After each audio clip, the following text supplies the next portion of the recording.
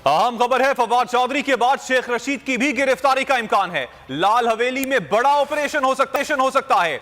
मतरूका वक्फ इमला कल सुबह लाल हवेली खाली करवाने के लिए ऑपरेशन करेगा। इसी हवाले से मजीद तफसीलात मालूम कर लेते हैं बोल न्यूज के नुमाइंदे खुसूसी अब्बास शब्बीर से। अब्बास, क्या मामला है ये?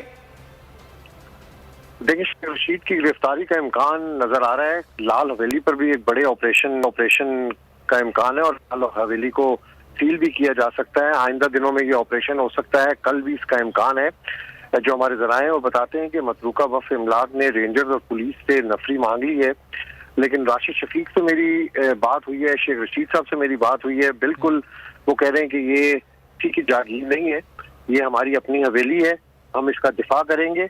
मतरूका वक्फ इमलाक सुबह लाल हवेली खाली कराने के लिए ऑपरेशन कर सकता है, ऐसा इम्कान जाहिर किया जा रहा है। और ये भी शेख रशीद साहब की तरफ से कहा जा रहा है कि बिल्कुल लाहौर से मैं वापस आज इमरान खान से उन्होंने मुलाकात की और अभी रास्ते में ट्रेवल कर रहे हैं इस्लामाबाद, तो कल वो लाल हवेली में होंगे।